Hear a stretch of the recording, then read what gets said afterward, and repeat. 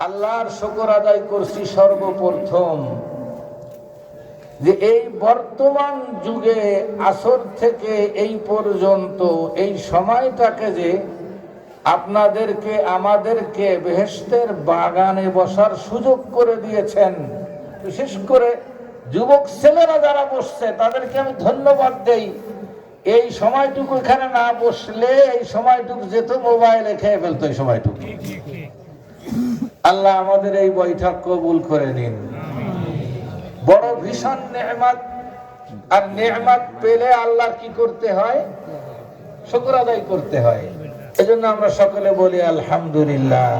আল্লামা রুমি লেখেন, ইকে শুকরে নেয়ামতে তুমি কুনাম, ইহামজ তু নেয়ামতে শুধু মুগতানাম, ইহামজ তু নেয়ামতে শুধু মুগতানাম।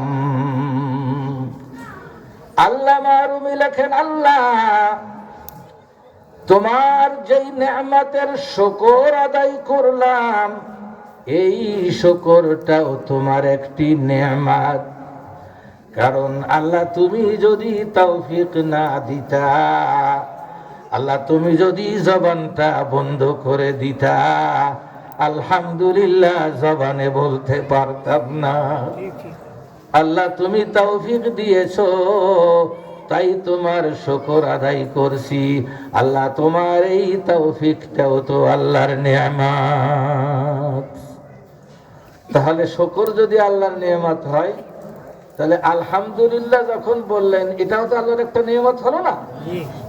তাহলে এটারও শুকর আদায় করা দরকার। তাহলে আরেকবার যদি বলেন আলহামদুলিল্লাহ, ওটাও তো আল্লাহর নেয়ামত। তাহলে এটাও, এই নেয়ামতেরও শুকর আদায় করা দরকার।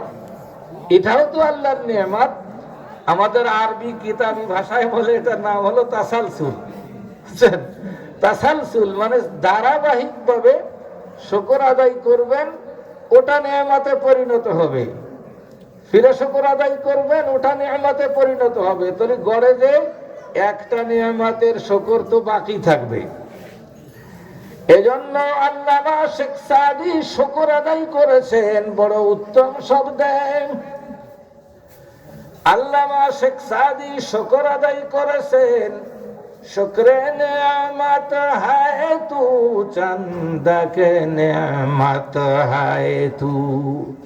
ও আল্লাহ তোমার যত নেয়ামত তত শুকর। এইবার আর একটাও বাদ নাই, বাদ আছে? তোমার যত নেয়ামত তত শুকর আদায় করছি। নেয়ামত যদি 100 মিলিয়ন হয়, 100 মিলিয়ন শুকর আদায় করছি।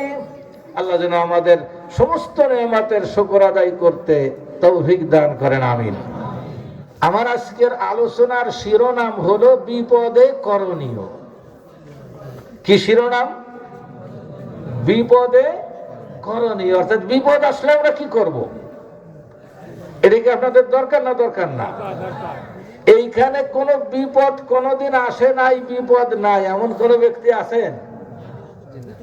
আল্লাহ, কোন মানুষ এমন নাই। হাদিসে আসছে সবচেয়ে বেশি বিপদগ্রস্ত পরীক্ষা এসেছে নবীদের, এরপরে তারপরে যারা, তারপরে যারা, এইভাবে সবচেয়ে যে যত আল্লাহর আপন তত তার বিপদ এসেছে।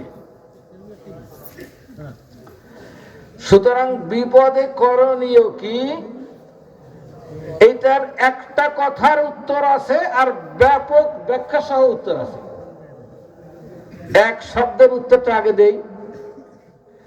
বিপদ যখন আসবে বান্দার করণীয়, মহান আল্লাহ যিনি বিপদ দূর করেন তার দিকে ফিরে আসা।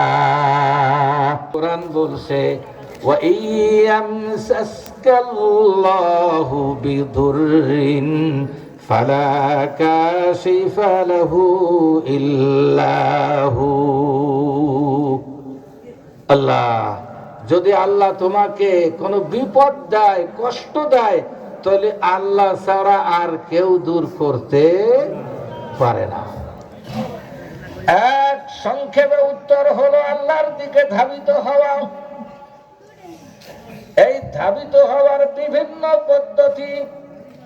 ইস্তিগফার পড়ে ধাবিত হওয়া, নামাজ পড়ে কান্নাকাটি করা, ইন্না লিল্লাহি পড়া, দোয়ায়ে ইউনুস পড়া। আসুন আজকে শুধু দোয়ায়ে ইউনুসের কিছু আলোচনা করি। আল্লাহর একজন পয়গম্বর হযরত ইউনুস আলাইহিস সালাম, ইরাকে বাড়ি, অনেক আগের পয়গম্বর। আল্লাহর পয়গম্বর কওমকে দাওয়াত দিয়েছেন নিনওয়া দেশে। দাওয়াত দেওয়ার পরে একটা লোকও মানে নাই। তাদের কুফরি আর বেয়াদবি বাড়তেই রয়েছে। আল্লাহ, মানুষের ধৈর্যের তো একটা সীমা আছে। আল্লাহর বান্দা বলে দিয়েছেন, তোমরা তো মানলা না আমার কথা, আর আল্লাহ তোমাদেরকে 3 দিনের মধ্যে আযাব দেবেন। 3 দিন টাইম দিচ্ছে, 3 দিন পরে আযাব আসবে। আমাদের দেশে যারা বদদর ভয় পায় তারা তো পায়, বুঝছেন, আর যারা না পায় তারা কয় যে সিলির দোয়ায় বিল শুকায় না, বলে না? এ ছোট্ট কালে শুনেছি, সিলির দোয়ায় বিল শুকায় না। আর যারা ভয় পায় তারা সত্যি ভয় পায়। ইয়াকুব আলাইহিস সালাম একটা অংশ মনে পড়ছে, বদদর ভয়, আযাবের ভয়। ইয়াকুব আলাইহিস সালাম যখন ইউসুফ হারাই গেল, বিনিয়ামিনকে ধরলো, আরেক ভাইকেও রেখে দিল, তখন তো ইউসুফ আলাইহিস সালাম মিশরের বাদশা, বাপের খবর নাই, বাপ তখন জানে না। তখন অন্যান্য ভাইরা এসে বলল যে বিনিয়ামিনকেও মিশরের বাদশা আটকাই রেখে দিছে, বিনিয়ামিন চুরি করছিল। বিনিয়ামিনকে যখন রেখে দিয়েছেন, ইয়াকুব আলাইহিস সালামের কাছে ফিরে এলে চিঠি লিখছে মিন নবিয়্যিল্লাহি ইয়াকুবা, ইয়াকুবের পক্ষ থেকে চিঠি, ইলা মালিকে মিসর, মিশরের বাদশার কাছে। আম্মা বাদু, চিঠির সার অংশ হলো, আমি একজন নবী, আমার বাপদাদা নবী, আমার 14 পুরুষ নবী, আমাদের কথা আল্লাহ শোনেন। আমার একটা সন্তান হারিয়ে গেছে, ইউসুফ তার নাম ছিল। লেখকের কাছে, ইউসুফের কাছে, খোদার শিখানো। আমার কলিজার টুকরা ইউসুফ হারিয়ে গেছে। বিনিয়ামিনকে বুকে জড়িয়ে সান্ত্বনা অর্জন করি। আমার এই সন্তানকে যদি, বিনিয়ামিনকে যদি আপনি ফেরত না দেন, আমি আপনাকে বলছি, অনুরোধ করছি, বিনিয়ামিনকে ফেরত দিয়ে দেন। বিনিয়ামিনকে ফেরত না দিলে আল্লাহর দরবারে বদদোয়া করব। আল্লাহ, নবীর বদদোয়া। ইসু আলাইহিস সালাম মুস্কি হাসতেছেন। কেন হাসবেন না? কারণ যা ঘটাইছেন আল্লাহর হুকুমে ঘটাইছেন। আর বদদোয়া কার বিরুদ্ধে করবে? নবী বদদোয়া করবে ছেলের বিরুদ্ধে আর নবীর বিরুদ্ধে। ইউসুফ আলাইহিস সালাম উত্তর লিখতেছেন, মিন মালিকি মিসর ইলা নবিয়্যিল্লাহি ইয়াকুব। ওগো আল্লাহর পয়গম্বর, আপনি উল্লেখ করেছেন আপনার বাপদাদা তার নবী ছিলেন। আমি আপনাকে স্মরণ করায়া দেই, আপনার বাপদাদারা ধৈর্য ধরেছেন, আপনিও ধৈর্য ধরেন, সুফল পাবেন। আপনিও ধৈর্য ধরেন, সুফল। দর্দ আমদ বেহতর আজ মুলকে জাহাঁ, তবে খানি তু খুদারা দরনেহা। বিপদ আসে আল্লাহকে নির্জনে ডাকার জন্য। বিপদ না আসলে কি মানুষের ডাকে? ওরকম ডাকে না, নির্জনে ডাকার জন্য। তো বদদোয়ার ভয় 2 শ্রেণীর লোকেরা করে না। এক শ্রেণীর লোক যার আল্লাহর প্রতি বিশ্বাস নাই, সে বলে সিলের দোয়া বিল শুকায় না। আর এক শ্রেণী ভয় পায় না, যারা জানে সেই বদদোয়া সঠিক হয় নাই। আল্লাহর হুকুমের বিরুদ্ধে বদদোয়া দিতে লাগবে না, কাজে উনিও ভয় পান নাই। কিন্তু যাদের ঈমান আছে তারা বদদোয়ায় ভয় পায়। আমার কাতারে একটা ঘটনা ঘটছে। চট্টগ্রামের এক ভাই আমার ছেলেদের কাছ থেকে ৩৭,০০০ রিয়াল নিছে, আমাকে জানায় নাই, নিয়ে টাকাটা আটকাই দিছে, দেয় না। ওয়াদার পরে ওয়াদা, ৬ মাস ১ বছর চলে যায়, দেয় না। আমি একদিন টেলিফোন করছি, টেলিফোন করার পরে বলছি যে ভাই, আপনি আমার পিছনে নামাজ পড়ে আমাকে হুজুর হুজুর করে আমার বাচ্চাদের টাকা নিলেন, আমার কাছে অনুমতি নিলেন না, আর বলছে বাপের কাছে বলো না, আমি তাড়াতাড়ি টাকা দিয়ে দেব। আপনি টাকাটা আটকাই দিলেন, টাকাটা দিবেন না? হুজুর একটু সবর করেন, দেয় না। পরের দিন টেলিফোন করে বলছে এই তারিখ আমার কাছে, আপনার কাছে শেষ চাওয়া, আমার টাকা এরপরে আর আপনার কাছে চাবো না, আমি আল্লাহর কাছে চাবো, আপনার কাছে চাবো না। তারপরও টাকা দেয় না। আমি বলছি যে আজকে আমি ভোর রাত্রে সত্য সত্য আমি দোয়া করছি যে আল্লাহ, আমার বাচ্চাদের টাকা যদি কেউ ধোঁকা দিয়ে নিয়ে থাকে তাহলে ভিক্ষার ঝুলি তার হাতে তুলে দিয়ে তুমি, আর যদি বিপদে পড়ে থাকে তাহলে তারে তৌফিক দাও আমার টাকা দেওয়ার জন্য। এই বদদোয়ার কথা যে শুনাইছি, পরে বেচারা জানি না কি হয়েছে, 1 সপ্তাহ পরে কান্নাকাটি করে আমার টাকা আস্তে আস্তে 5,000, 3,000, 4,000 করতে টাকাটা সব দিয়ে দিছে।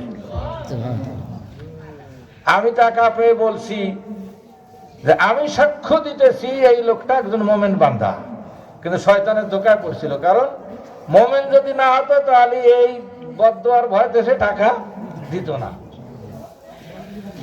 ইউনূস আলাইহিস সালাম জাতিকে ভয় দেখিয়েছেন, ওগো আমার জাতি, আমার কথা মানলে না, মহান আল্লাহর পক্ষ থেকে 3 দিন পরে আযাব আসবে। একদিকে ইউনূস আলাইহিস সালাম বলছেন আযাব আসবে। ওই সময় দেশের রসম ছিল কোন ব্যক্তি যদি মিথ্যা কথা বলতো আর মিথ্যা কথা প্রমাণিত হলে মানুষ তাকে মেরে ফেলতো। মিথ্যা সংবাদ দিছে, প্রমাণিত হলে মেরে ফেলবে তারে। এখন যদি আল্লাহর আযাব আসে তাহলে তো ইউনূস বেঁচে যাবে, আর যদি আল্লাহর আযাব না আসে তাহলে রক্ষা আছে। 3 দিন সময় ঘনিয়ে আসতেছে, এদিকে পূর্ণ জাতি তারা পর্যালোচনা করে তাদের মনে প্রাণে সাড়া দিছে ইউনূস আল্লাহর নবী, আর নবীদের কথা সত্য হয়, নবীরা যা বলেন আল্লাহ তাই শোনেন। সুতরাং আমরা যদি তার কথা না মানে আযাব অবশ্যই আসবে। আল্লাহ তাদের ঈমান ভাগ্যে রাখছে, ভয় পেয়ে গেছে। আমাদের দেশে বলে যে চোরে শোনে না ধর্মের কাহিনী, কিন্তু এরা ধর্মের কাহিনী শুনছে। ঘোষণা দিয়ে দিয়েছে বের হও, বের হও, ময়দানে বের হও, জানোয়ার পশু পাখি বের করো, নিজেরা বের হও। কারণ মহান আল্লাহ যাদের কারণে দয়া করেন তাদের মধ্যে এক শ্রেণী হলো বিরুদ্ধ, আর এক শ্রেণী হলো কি ছোট মাসুম বাচ্চা, আর এক শ্রেণী হলো পশু পাখি। হাদিসে আসছে লাউলা আতফালুন রুদ্দা ওয়া মাশাইখু রুক্কা ওয়া বাহাইমু রুত্তা লাসাব্বা আলাইকুমুল আযাবা সাব্বা। কিছু বুড়া বুড়া লোকেরা এই যে ওয়াজের ময়দানে বসা তাসবিহ পড়ে, দোয়া পড়ে, জিকির করেন, কিছু বৃদ্ধ লোকেরা জিকির করেন। এই জিকির যদি না করতো, কিছু মাসুম দুধ পান করা বাচ্চারা যদি না থাকতো, আর কিছু জানোয়ার পশু পক্ষী যদি না থাকতো, তাহলে আমি আল্লাহ তোমাদেরকে কঠিন আযাব দিতাম। তাহলে আযাব থেকে যায় কাদের কারণে? বুড়োদের কারণে। দিনদার বুড়া আর ছোট দুধ পান করা শিশু, আর এই গরু বাছুর, ঘোড়া গরু গাধা অবলা পশুর কারণে। আল্লাহর পয়গম্বর বলেন, ওই যে দেখা যায় মসজিদে বৃদ্ধ লোকগুলি ভোর রাত্রে উঠে দিয়ে জিকির করেন, মাসুম বাচ্চারা ঘরে থাকে, জানোয়ার গুলি থাকে, এগুলির কারণে মহান আল্লাহ দয়া করেন। এবার ইউনুসের বংশধর তারা বলছে, শোনো, বের হয়ে যাও, আযাব থেকে বাঁচতে হলে বের হয়ে যাও। তোমরা বের হবা, বাচ্চাদেরকে বের করবা, আর গরু ছাগল গুলিও ময়দানে নিয়ে যাবা। কি সুন্দর ব্যবস্থাটা করছে। গরু ছাগল গুলো নিয়ে ময়দানে না খাওয়ায় বেঁধে রাখছেন, মাসুম বাচ্চাগুলি নিয়ে দূরে বসাই দিছে, মা থেকে বাপ থেকে আলাদা করে বসাই দিছে। এবার সকলে মিলে কান্নাকাটি করতেছে, আল্লাহ চোখের পানি ফেলে। তাফসীরের ভাষা তাদাররু, কেবল দেখি আসছি আমি, তাদাররু, কান্নাকাটি করতেছে, সবাই মিলে ময়দানে কান্নাকাটি করতেছে।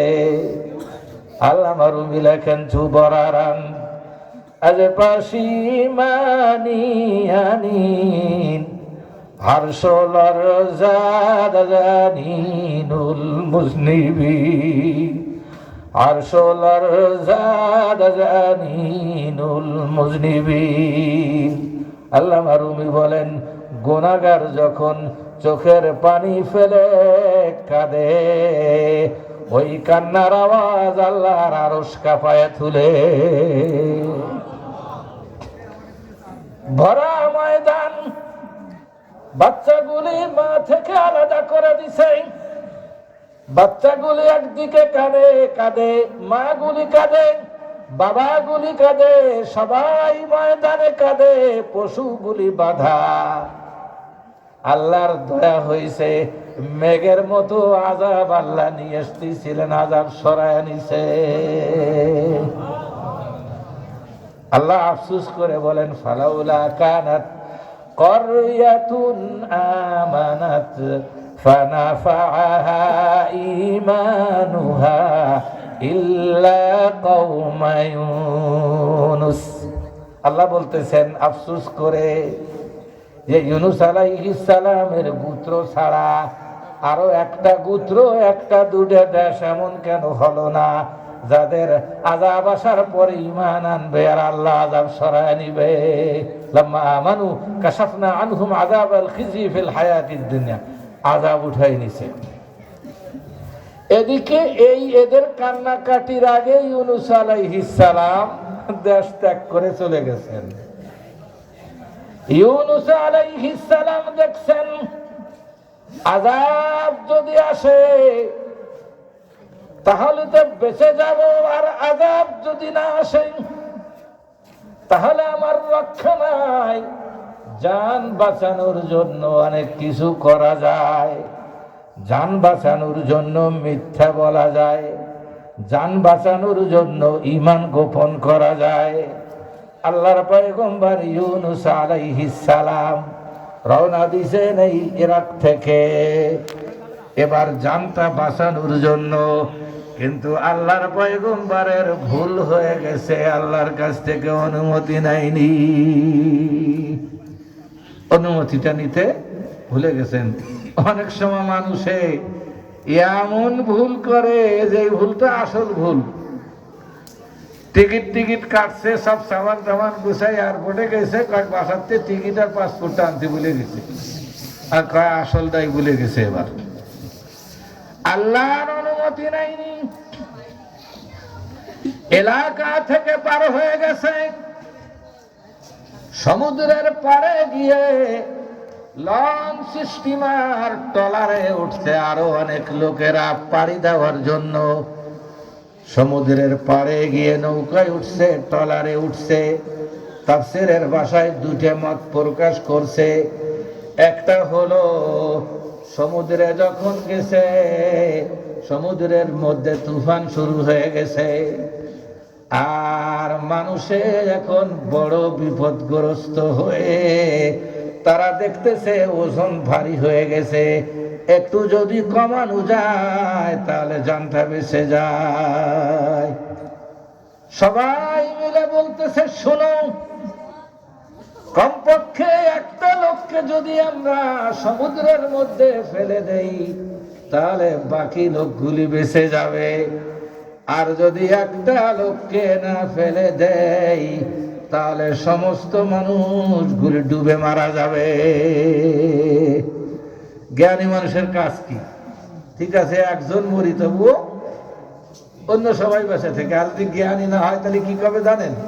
যে ওর দরকার নাই, সবাই মিলে ডুবে মরি। আমরা হেকায়াতুল লতিফ নামে একটা কিতাব পড়ছিলাম, ওর মধ্যে যারা কুজো হয়ে চলে, তার শেষে একজনে ডাকে জিজ্ঞেস করছে যে দাদা আপনার কি দুঃখ আর কি মনের আশা? কয়, দুঃখ বোঝো না, আমি কুজো হয়ে চলি, সোজা হয়ে হাঁটতে পারি না। মানুষ আমাকে বাঁকা চোখে দেখে, মানুষ সবাই সোজা হয়ে হাঁটে আর আমি কুজো হয়ে হাঁটি, তাহলে সমান কি আছি? আছি নাই? সমান নাই। সবাই সোজা, আমি বাঁকা, তাহলে কি সমান হলো? এখন কয় যে সমান করার তো দুটি রাস্তা, একটা হলো সবাই কুজো হয়ে যাক, আপনিও কুজো হয়ে হাঁটেন, সবাই কুজো হয়ে হাঁটুক, তাহলে সময় সমান হয়ে গেল। আর একটা হলো আল্লাহ আপনার পিঠে ভালো করে দিক, আপনিও সোজা হয়ে হাঁটেন, তাহলে সবাই সোজা হয়ে হাঁটুক, তাতেও সমান হলো, আর সবাই কুজো হয়ে হাঁটুক, তাতেও সমান হলো। আপনি কোনটা চান? কয় যে আমার মনে চায় সবাই কুজো হয়ে যেত, তাহলে ওরা এতদিন আমারে যেই নজরে দেখতো আমিও জানি ওই নজরে দেখতে পারি। এবার যখন পরামর্শ হলো একটা লোককে পানির মধ্যে ঝাঁপ দিতে হলে আর বাকি লোকগুলির জান বেঁচে যায়, তোমরা যদি একটা লোককে বের করো তাহলে ভালো হয়। লোকগুলি বড় জ্ঞানী ছিল, সবাই মিলে মেনে নিল ঝাঁপ দিবে। এখন কে ঝাঁপ দিবে? এক রেওয়ায়েতে আসছে লটারি দিছে, কোরআ করছে, কোরআ দেওয়ার পরে, লটারি দেওয়ার পরে ইউনূস আলাইহিস সালামের নাম আসে, নাম উঠে আসে। আল্লাহর পয়গম্বর বলেন, খিয়ারুকুম ফিল জাহিলিয়াতি খিয়ারুকুম ফিল ইসলাম। ও আমার উম্মতেরা, মূর্খ যুগে যারা ভালো লোক ছিল, সম্মানিত ছিল, নেতা ছিল, মুসলমান হওয়ার পরেও এরা নেতা, এরা ভালো। ইউনূস আলাইহিস সালাম সব যুগে ভালো নবী। ইউনূসের নাম যখন উঠছে সবাই বলে না না, আপনাকে আমি লটারিতে আমরা আপনাকে দিব না। ওই নৌকার অল্প সময়ের মধ্যে ব্যবহারে মুগ্ধ হয়ে গেছে, আপনার নাম লটারিতে চলবে না, আবার লটারি দাও। আবার ইউনূসের নাম আসে, না হবে না, আবার লটারি দাও, আবার লটারি দেয়। আবার আল্লাহর পয়গম্বর ইউনূসের নাম লটারিতে উঠে, আবার লটারি দাও। বারবার লটারি দিতে দিতে খোদার পয়গম্বরের মনোভাবটা দেখেন। আল্লাহর পয়গম্বর বলতেছে আর লটারি দিতে হবে না, আমি বড় অপরাধী, আমার অপরাধের কারণে তুফান এসেছে, আর লটারি দিও না। সাথে সাথে ঝাঁপ দিয়ে সমুদ্রে পড়ে যায়।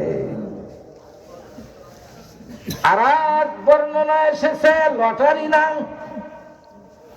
তখনকার নিয়ম ছিল মহান আল্লাহ দেখাতেন কখনো কখনো যখন কোন বড় অপরাধী নৌকায় উঠতো, ট্রলারে উঠতো, নৌকা বন্ধ হয়ে যেত, চলতো না, নৌকা চলে না, তখন আল্লাহর পয়গম্বর ইউনূস আলাইহিস সালাম বলেন, শোনো ভাইরা, নৌকা চলে না, আমি অপরাধী, আল্লাহর বিনা অনুমতিতে আমি ভেগে আসছি, আমি তোমাদেরকে রেহাই দিয়ে দেই। এই বলে নিজের জানটা সমুদ্রের মধ্যে ফেলে দেয়। এখন বাঁচানোর কে আছে আর? আল্লাহ। মহান আল্লাহ কোরআনে বলছেন فَإِذَا رَكِبُوا فِي الْفُلْكِ دَعَوُا اللَّهَ مُخْلِصِينَ لَهُ الدِّينَ। বান্দা যখন সমুদ্রের পাড়ে বা সমুদ্রের যখন রওনা করে, তখন তুফান যখন আসে, অন্য আয়াত আছে ওয়াইদা গাশিয়াহুম মাউজুন কাযুলাল, তুফান যখন আসে বড় আকার ধারণ করে, তখন দাউল্লাহ মুখলিসিনা লাহুদ্দিন, একেবারে অন্তর থেকে আল্লাহকে ডাকে। আমাদের যে রসন আছে না মিষ্টির দোকান, পদ্মা নদীতে কয়েক রাত পুরো ডুবে লুঙ্গি ফুলে তারপরে ছিল। পারসানজনে আমাদের ইউনুস মামা, ওমর আলী মামা, এই যে মৌলানা ইউনুস না, ওমর আলী মামার চাচতো ভাই ইউনুস মামা মারা গেছেন, আল্লাহ জান্নাত নসিব করুন। উনি এরকম খুলনার লঞ্চ ডুবে ওদিকে নদীতে লুঙ্গি ফুলাইয়া ঘন্টাকে ঘন্টা বেঁচেছিলেন। ইউনুস আলাইহিস সালাম সমুদ্রের পাড়ে, যার কুল নাই কিনারা নাই, ঝাঁপ দিছে। এমনি তো একদিকে নবী, আর এই জায়গা থেকে বাঁচানোর মালিককে, এইটা কি তাকে শিখাইতে হবে? আল্লাহর পরে ভরসা রেখে ঝাঁপ দিছে। তাফসীরে লেখে বড় বিশাল এক মাছ এসে পানি, সমুদ্রের পানি চিরে, কোন কোন মাছ কি বেগে চলে দেখছেন আপনারা? এই যে কাল্লে মাছ বলে আমাদের দেশে, থুড়ে মাছ, ও যখন পানিতে চলে কি বেগে চলে দেখছেন?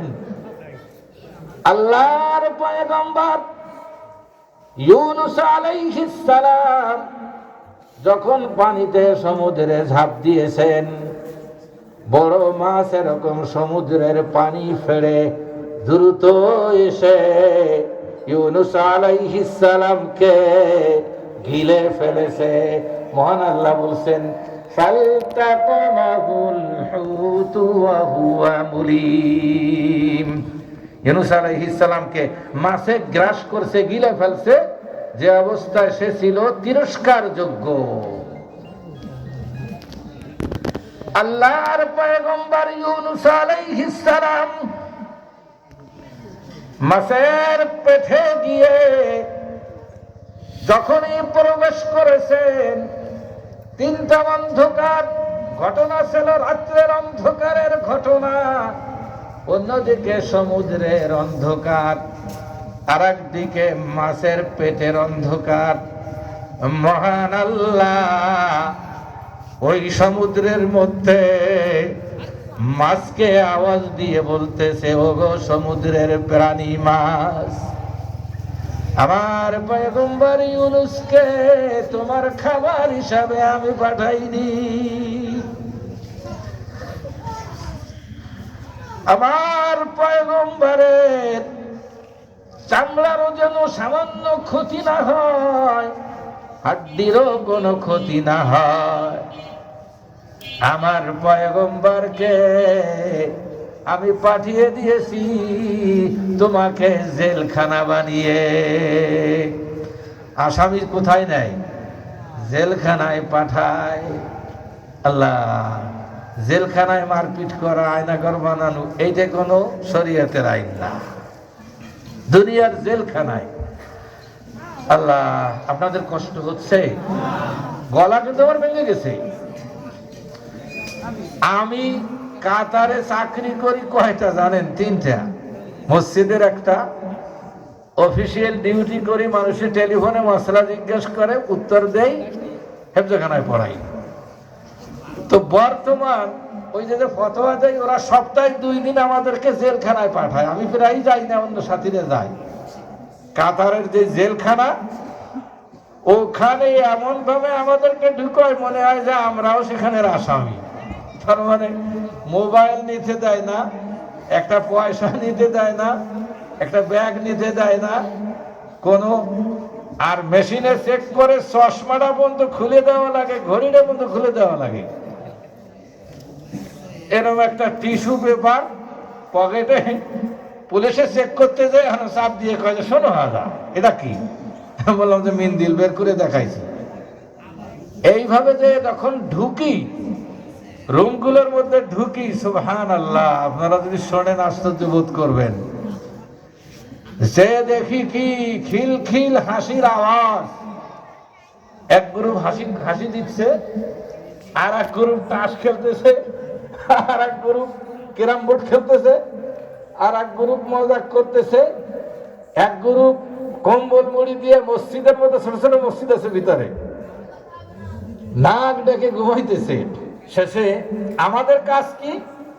আমরা যে ওখানে ঘোষণা দেই যে ভাই আমরা ধর্ম মন্ত্রণালয়ের পক্ষ থেকে আসছি, আপনাদের বাংলাদেশি, ইন্ডিয়ান, পাকিস্তানি যারা আছেন, উর্দু বোঝে অথবা বাংলা বোঝে, তারা আসেন, কিছু দিনই আলোচনা, কিছু নসিহত হবে। পেরাইয়া আসে না ঘুমাই থেকে 4-5 জন, কোনোদিন 5-7 জন আসে, কোনোদিন 3 জন আসে, কোনোদিন 1 জন আসে, কোনোদিন কেউ আসে না, একা একা গুল্লি দিয়ে চলে আসি। 1 ঘন্টা, ঘন্টা খানেক থাকে চলে আসি। 1 ঘন্টা হলো টাইম, যেটা আমি বলতে চাচ্ছিলাম। তো আমারে 1 প্যাকেট বিস্কিট, একটা কেক আর একটা পানি এনে দিছে। তা আমি জিজ্ঞেস করলাম, কি ভাই কোথায় পেলেন? কয় হুজুর, খাবার কোনো অভাব নাই, যে কয়বার খাবেন, সপ্তাহে রুটিন করা বিরিয়ানি, পোলাও, মুরগি, গোশত, বিস্কিট, কেক, চা, নাস্তা, কোনো অভাব নাই। তো আমি বললাম যে আপনাদের কথা শুনে যা বুঝলাম, তাতে কাতার সরকার আপনাদেরকে যে যত্ন করতেছে, আমাদের দেশের জামাইরেও তো সেরকম যত্ন করে না। মহান আল্লাহ বলে দিলেন, এরে মাছ, আমার পয়গম্বর ইউনুসকে তোমার মধ্যে পাঠিয়েছি, তোমার আহার বানিয়ে না। ইন্না ইউনুসা, তাফসীরের ভাষা, লাইসা লাকা রিজকান, কোন রিওয়ায়াতে তাআমান, তোমার খানা হিসাবে বানাই নাই। ইন্নামা বাতুনুকা জাআলতু লাহু সিজনা, তোমার পেটকে তার জন্য জেলখানা বানাইছি। তাফসীর যখন আমি পড়ি, আজকে যখন বারবার পড়তেছি, তখন হাস আসতেছিল। কেন আসতেছিল জানেন? যে এ তো কাতারের সে জামাই ভোজনের জেলখানা এরা। কারণ মহান আল্লাহ বলে দিছেন,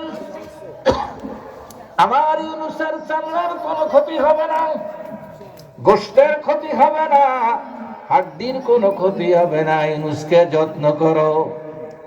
মাছটা করছে কি? ইউনুস আলাইহিস সালামকে গিলে মাছটা দ্রুত পানি ছিঁড়ে ছিঁড়ে একেবারে সমুদ্রের গভীর দেশে, তলদেশে চলে গেছে। হযরত ইউনুস আলাইহিস সালাম ওখানে গিয়ে একটা আওয়াজ শুনছেন। আওয়াজ শুনে উনি আশ্চর্য বোধ করছেন। কোন দুনিয়ার মানুষ নাই, কোন ফেরেশতা সাথে নাই বলার মতো, পরিচিত কেউ নাই, ভাষা বোঝার কেউ নাই।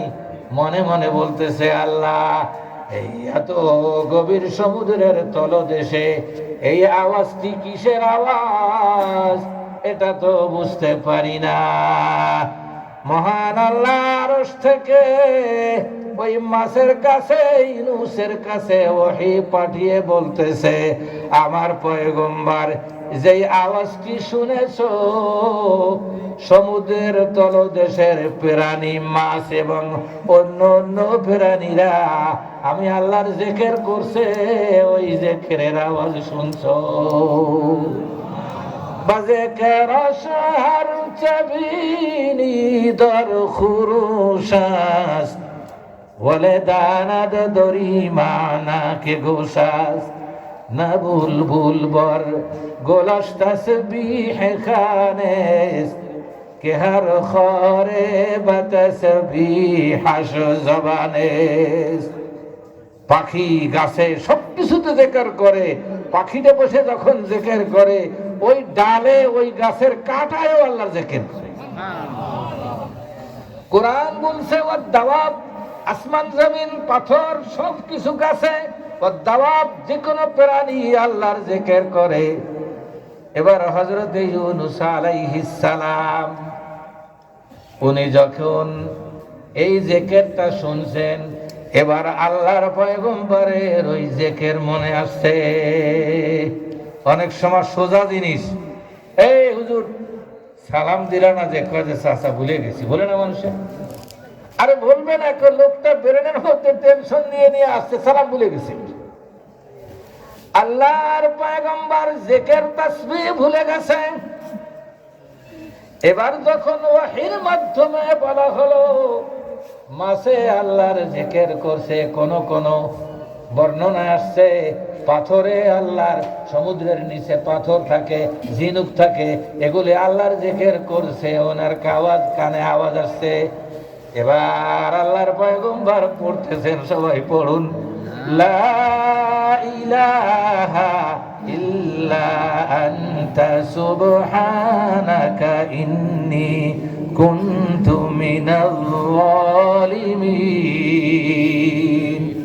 আয় আল্লাহ, এত বড় গভীর সমুদ্রের মধ্যে তলদেশে আল্লাহ, বাঁচানোর জন্য তুমি ছাড়া কেউ নেই। আল্লাহ আমি বড় অপরাধী। এই তাসবিহ ইউনূস আলাইহিস সালাম শুরু করছে। আল্লাহ তাফসিরে লেখে, কোন কোন তাফসিরে 40টা বছর মাছের পেটে চলছে, আর এই 40 বছর তাসবিহ পড়তে রয়েছে। আমরা 1-2 বার দোয়া করে কই যে কাজ তো হলো না, 40 বছর মাছের পেটে বসে এই দোয়া পড়তে রয়েছে। এই তাফসীরটা আমাকে সহজ করছে বোঝার জন্য আমাদের কাতারের একটা ঘটনা, খুব আজীব ঘটনা, শুনবেন? আমাদের গোপালগঞ্জ ভবানীপুর খানারপাড় ওই লাইনে বাড়ি, হাবিবুল্লাহ নাম, মসজিদের ইমাম। আমাদের দেশে আমরা একসাথে সমুদ্রের পাড়ে মাছ মারতে যাই, প্রায় যাই আমি, মাছ বাঁধাই একসাথে, ও বড় বড় মাছ বাঁধাই। এখন আমার নেশা তো ওই সমুদ্রের কিনারায় রয়েছে, বসে নিয়ে যাই, এরকম রগ আছে, রগে আধার গাছে ফিয়ে মারি, সিফ টিপ লাগে না, দূরে ফিয়ে মারি, মাছ বাঁধে টানি উঠাই। আর ওর নেশায় এমন চাপছে, ওরা 15-20 জন ট্রলার ভাড়া করে সমুদ্রের মাঝখানে চলে গেছে বড় মাছ মারতে। মাছ মারে রাত 11টার দিকে ফিরছে, আমি ঘুমাইতে গেছি। দিল ভাই কোথায় আপনি? বলে বাসায়। তাড়াতাড়ি গাড়ি নিয়ে আসেন। আমি বলে কেন? মাছ নিয়ে যান। আমি বলতে মাছ নিয়ে তুমি নিয়ে এসো। আমি জাগাইতে পারবো না, একাই কাজ হবে না। মানে ট্রলার ভরে নিয়ে এসো মাছ মারে, বুঝছেন? সেই এত বড় বড় শেরি মাছ ট্রলার ভরে আমার দেশে না হলেও কমপক্ষে 30-40 কেজি আমি নিয়ে বিল দোস্ত আবারে বিলাইছি। একদিন পাইছে, আবার নেশা হয়েছে। এবার ট্রলা ভাড়া করছে, আরো বড় বড় গ্রুপ গেছে। আজকে বর্ডার থেকে সমুদ্রের মানে চেক যারা চেকপোস্ট, এদের কাছ থেকে অনুমতি নিয়ে আইডি কার্ড জমা দিয়ে নাম পরিচয় সব দিয়ে তারপরে যাইতে হয়। মোবাইলও নিয়ে গেছে সাথে। মোবাইল নিয়ে গেলে এরা চলে গেছে অনেক দূরে কয়েক কিলোমিটার, অনেক দূরে চলে যায়। মাছও বাঁধাইছে, সিরিয়াস বাঁধা বাঁধতেছে, হঠাৎ করে ঝড় ছাড়ছে। হ্যাঁ, আবহাওয়া যখন খারাপ হয়েছে তখন কাতার সরকারের পুলিশ, যাদের কাছে আইডি কার্ড জমা দিয়ে নাম টাম লেখাই গেছে, তারা টেলিফোন করছে, কোথায় তোমরা? তাড়াতাড়ি আসো, তাড়াতাড়ি আসো। বকা বোকা দেশে তাহাল মিশরা আইসে, আসা রওনা দেশে। ঝড় এত প্রবল বেগে শুরু হয়েছে, অন্ধকার, গভীর অন্ধকার, সমুদ্রের মধ্যে কুল কেনারা নাই, ট্রলারটা সম্পূর্ণ উল্টে গেছে। 8-9 জন লোক ছিল, গ্রুপ বড় ছিল।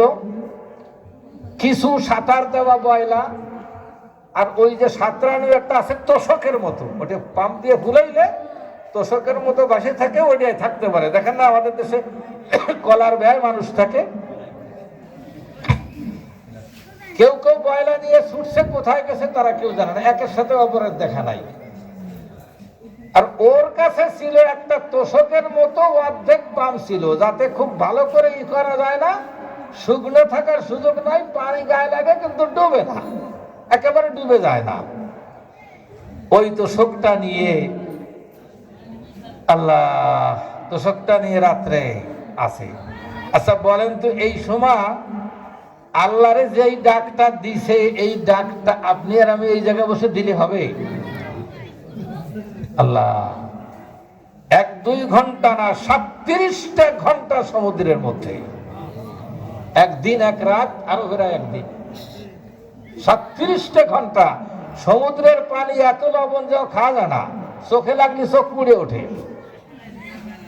8 জন গেছিল, 7 জন পুলিশ, সরকারি পুলিশ বোট নিয়ে, হেলিকপ্টার নিয়ে, লাইট দিয়ে তালাশ করে সবগুলো উঠেছে, কিন্তু 2 জনারে পায় নাই। তার মধ্যে ও একজন, ওরা 2 জন এক জায়গায় আছে, একই তোষকের মধ্যে 2 জন আছে। হেলিকপ্টার নিয়ে যায়, হেলিকপ্টারকে ওরা দেখে, হেলিকপ্টার আল্লাহ ওদেরকে দেখে না, সমুদ্রের মধ্যে ঘুরে চলে আসে। 1.5 দিন 2 দিন পরে, ওই দিন আমার শালক সুফিয়ান যায় নাই, ওই দিনকে যায় নাই। সুফিয়ান আমি বললাম যে সুফিয়ান, এখন 24 ঘন্টা পার হয়ে গেছে, মনে হয় আল্লাহর বান্দা বেঁচে নাই, এখন প্রস্তুতি নাও, তার বাসায় ভাবিকে পুলিশের কাছে নিয়ে রিপোর্ট করায়া তার লাশ পাওয়ার অপেক্ষায় করো। লাশ পাওয়া গেলে কি জানাজা আমরা এখানে করব না লাশ দেশে পাঠাবো, আমাদের একটা বৈঠক দিতে হয় বাঙালিদের বসে। হঠাৎ করে সংবাদ এলো যে পুলিশ তাদেরকে হেলিকপ্টারে তালাশ করে পাইছে। 37টা ঘন্টা রাখে আল্লাহ মারেকে, আসছে মানে কোন মতে জানটা বেঁচে আছে। হাসপাতালে দেখতে গেছি, কথা বলতে পারে না, পুলিশে আগে সেলাইন ইনজেকশন দিয়ে মোটামুটি করছে। আল্লাহ হাবিবুল্লাহকে জিজ্ঞেস করলি, কয় যে পুলিশে যে শুকর আদায় করছে। কোন কোন ডাক্তার আছে, একটা রোগী চিকিৎসা করে বাঁচাইতে পারলে রোগী সে ডাক্তারে খুশি হয় বেশি, তবে যে আল্লাহ একটা মানুষের উপকার করতে পারছি। পুলিশ ভীষণ খুশি। আমি বললাম যে হাবিবুল্লাহ ভাই, কি খাইয়া 37টা ঘন্টায় ছিলেন আর কিভাবে ছিলেন? তা বললো যে সমুদ্রের পানি তো খাওয়া যায় না, মাঝে মধ্যে 1-2 ডোক পানি খেতাম, সমুদ্রের পানি। দেখেন আল্লাহ যখন বাঁচাবেন, আল্লাহ সৃষ্টি করে দেন, মানুষ যখন না খেয়ে থাকে তখন প্রেসার ডাউন হয়ে যায়, আর লবণে কি করে প্রেসার বাড়াই দেয়, যে ওই 1-2 ডুব পানি খায়, এই তাজা হয়ে ওঠে আবার। এইভাবে 37টা ঘন্টা বাঁচাইছে। আমি বললাম যে ওই সময় কি দোয়া পড়ছিলেন? কয় যে ভাই দোয়া তো যা মনে আসছে কোরআন তেলাওয়াত করছি, দোয়া ইউনুস পড়ছি। আমি বলে তো হিসাবি দোয়াটাই তো পড়ছেন। আমি বলে এটা তো সে সমুদ্রে ডোবার দোয়াই তো, দোয়া ইউনুস। হাবিবুল্লাহ যদি 37 ঘন্টা বেঁচে থাকতে পারে সমুদ্রের মধ্যে, আল্লাহর পয়গম্বরকে আল্লাহ 40 দিন বাঁচায় রাখছে। 40 দিন পর্যন্ত তাসবিহ পড়তেছে। মহান আল্লাহ বলতেছেন, ফালাউলা আন্নাহু কানা মিনাল মুসাব্বিহিন লালাবিথা ফি বাতনিহি ইলা ইয়াউমি ইউবআসুন। ইউনুস যদি তাসবিহ না পড়তো তাহলে কিয়ামত পর্যন্ত মাছের পেট থেকে আর বের হতে পারতো না। বের হইছে কোন কারণে? তাসবিহর বরকতে। তাসবিহর বরকত আবার কিভাবে আসলো সেটা একটু বলতে হয় না? তাসবিহর বরকত কিভাবে এলো? একটা নবী যখন তাসবিহ পড়ছে, আল্লাহর আরশে আজিমের ফেরেশতারা সুপারিশ করছে। ঘটনা কি? তাফসিরে লেখে, ইউনুস যখন লা ইলাহা ইল্লা আনতা পড়তেছে, এই আওয়াজটা মহান আল্লাহ আরশ পর্যন্ত পৌঁছে দিছে। আরশের ক্যাসেট দেখেন না বাজিয়ে ওঠে, আরশের ঘোড়ায় আওয়াজটা ঘুরে, আরশের ঘোড়ায় আওয়াজটা ঘুরে ঘুরে খালি বাজতেছে। এবার আল্লাহর ফেরেশতারা বলতেছে, আল্লাহ সাউতুন দাঈফ, দুর্বল একটা আওয়াজ, মিন বিলাদিন গরিবাতিন, অনেক দূর দেশের একটা আওয়াজ। আল্লাহ এটা কিসের আওয়াজ?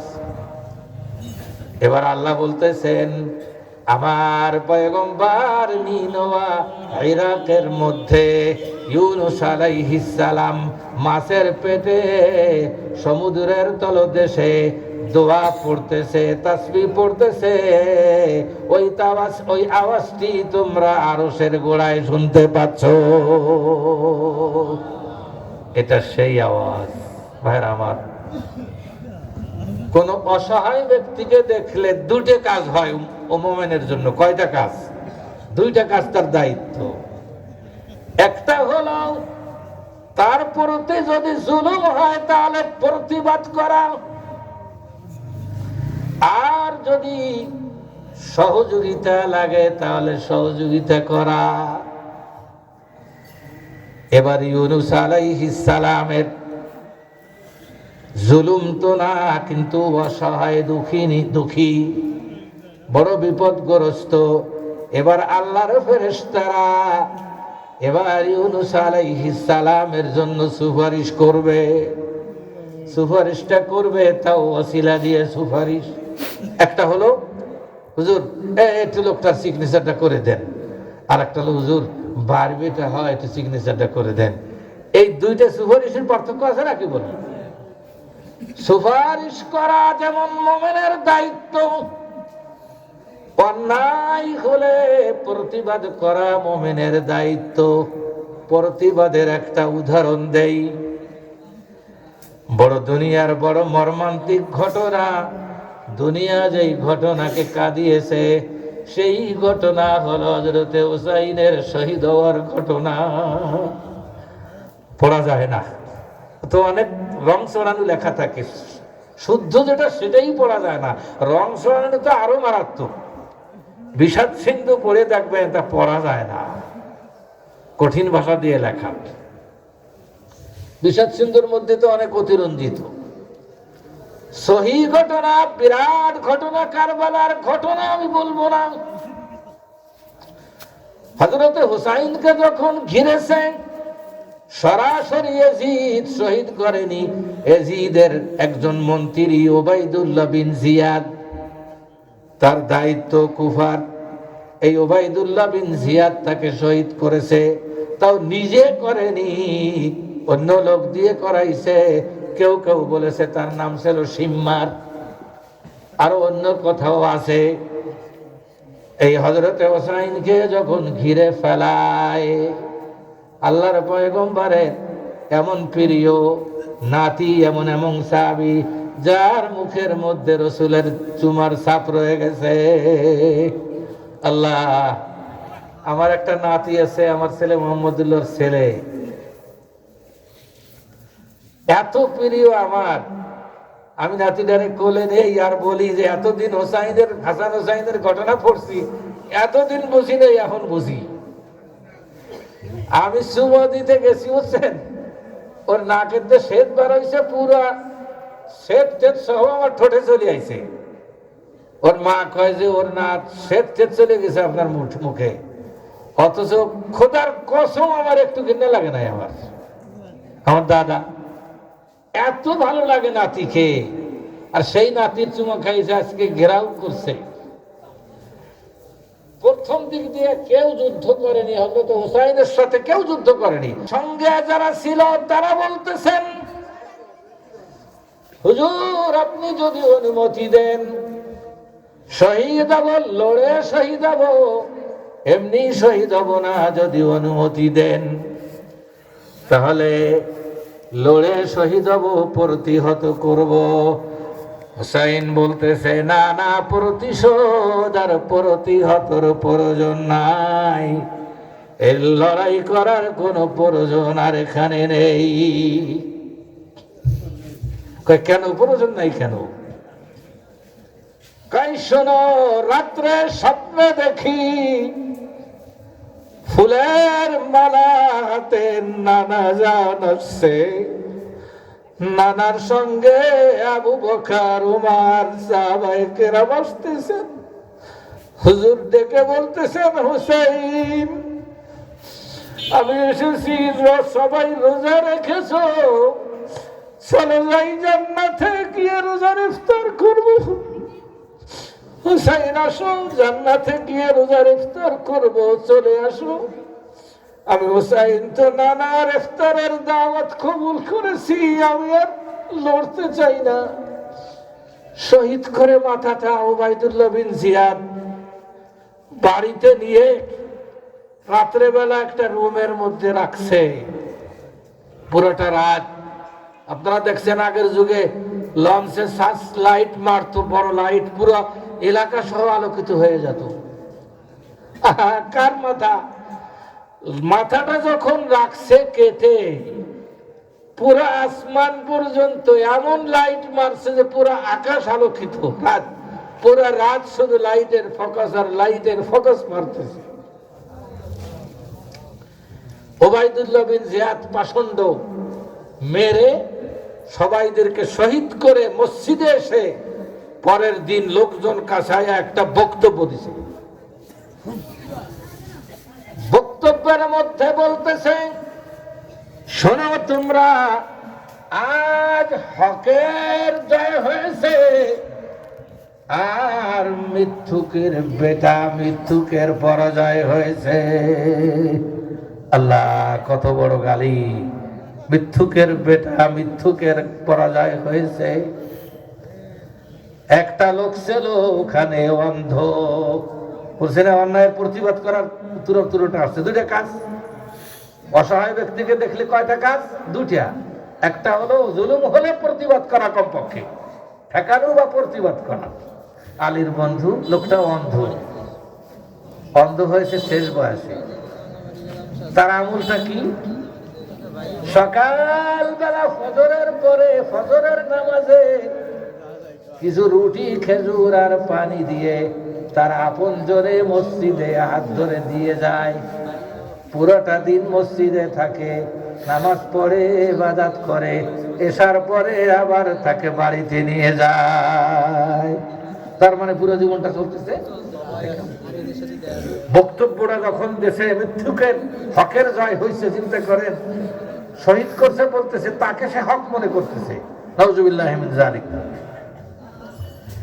এবার ওই অন্ধ লোকটাকে বলতেছে, আল্লাহ তোমাকে ধ্বংস করুক, আনতা কাযযাব ইবনুল কাযযাব, মিথ্যুকের পোলা মিথ্যুক তুমি।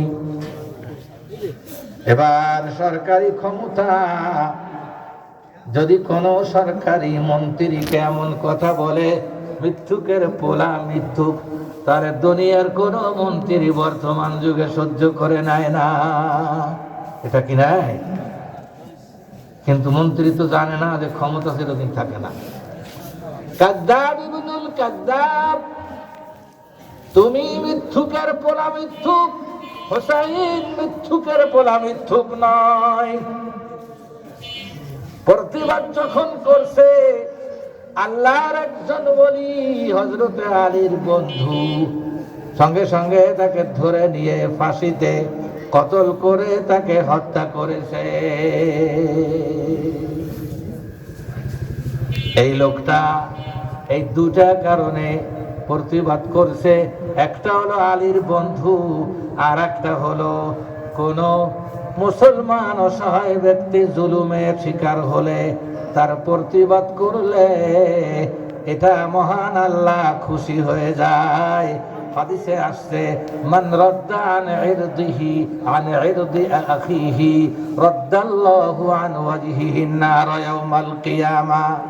কোন মুসলমান যদি কোন মুসলমানের ইজ্জতের ক্ষতি হয় আর প্রতিবাদ করে তার ইজ্জত বাঁচানোর চেষ্টা করে, তার ইজ্জত থেকে কলঙ্ক যদি সরায়া দেয়, কিয়ামতের দিন আল্লাহ তার চেহারার থেকে জাহান্নামের আগুন সরায়া দিবে। লোকটি বড় আলীর মহাব্বতে গুফতহার রাম নাম মৌলা ওয়া দোস্ত, ইবনে আম্মে মানালি মাওলায়েউস, ইবনে আম্মে মানালি মাওলায়েউস। যে আল্লাহর প্রিয়, রসুলের প্রিয়, সে আলীর প্রিয়, আলী যার কাছে, রসুল যার কাছে আপন, আলীও তার কাছে আপন, প্রতিবাদ করছে, সে তো জান্নাতি হয়ে গেছে। আর এর কি হয়েছিল জানেন? আমি ঘটনা তো বলতে পারবো না, লম্বা ঘটনা। 1 বছর পরে লোকেরা আন্দোলন করে, কুফাব্যাপী বড় আন্দোলন করে ওবাইদুল্লাহ বিন জিয়াদকে হত্যা করে মসজিদের বারান্দায় শোয়া দিছে। আর শত শত মানুষে দেখছে একটা সাপ এসে তার নাকের মধ্য দিয়ে ঢোকে, আবার বের হয়। এক ছিদ্র দিয়ে সাপ ভিতরে ঢোকে, আবার বের হয়। এই সাপ বের হওয়ার ঘটনা তিরমিজির মধ্যেও রয়ে গেছে। যাই হোক, একটা হলো কাজ, এক কাজ হলো প্রতিবাদ করা। সুতরাং যদি দেখেন একটা গরিব মানুষকে কেউ থাপ্পড় মারছে অন্যায় ভাবে, সাহায্য করবেন, প্রতিবাদ করবেন। আমাদের অনেক মুরব্বীরা আছে যারা সালিশ করে, তারা এগুলি করে, বড় সওয়াবের অধিকারী হবে। আর একটি কাজ হলো সহযোগিতা করা। এবার মূল ঘটনায় যান। হযরত ইউনূস যখন এই দোয়া পড়তেছে, ফেরেশতারা বলতেছে, আল্লাহ, সাউতুন দাইফ, দুর্বল একটা আওয়াজ, মিন বিলাদিন গরীবা, দূর দেশের থেকে আসছে। কার আওয়াজ? মহান আল্লাহ বলছেন আমার বান্দা ইউনূসের আওয়াজ। মাঠের মাছের পেটে বসে এই জিকির করতেছে। এবার ফেরেশতারা ওসিলা দিয়ে সহযোগিতা করতেছে, সুপারিশ করতেছে। কি সুপারিশ? ও আল্লাহ, তোমার বান্দা ইউনূস দৈনিক তার একটা কবুল আমল আর একটা কবুল দোয়া আমাদের কাছে আসে। কারণ রেকর্ড করে কারা? ফেরেশতারা। আল্লাহ তাআলা তোমার এত বড় মকবুল বান্দা, নেক আমল খালি আসতে থাকে, তোমার বান্দার নেক আমল গুলি আসে আর দোয়া কবুল হয়। আল্লাহ, তুমি তাকে আযাব দিও না, কষ্ট দিও না। মহান আল্লাহ সাথে সাথে মাছকে ওহী পাঠিয়ে দেন, ও সমুদ্রের মাছ, আমার বান্দা ইউনূসকে সমুদ্রের পাড়ে রেখে আসো। তখন আল্লাহর হুকুমে মাছে রেখে দেয়। আল্লাহর পয়গম্বর আয়াতের তাফসীর করে বলেন, ইউনূসের এই তাসবিহ লা ইলাহা ইল্লা আনতা সুবহানাকা, এই তাসবিহ যদি কেউ পড়ে তলি মহান আল্লাহ তার দোয়া কবুল করে বিপদ দূর করে দেয়। ইউনূস আলাইহিস সালাম কয়দিন পড়ছেন? 40 বছর। তা আপনি কমপক্ষে 40 বার না পড়ে কবেন যে দোয়া তো পড়লাম, কাজ হলো? পড়তে হবে অনেক বেশি। রাসূলুল্লাহ সাল্লাল্লাহু আলাইহি ওয়াসাল্লাম বলছেন যদি কেউ পড়ে তাহলে সে রেহাই পেয়ে যাবে।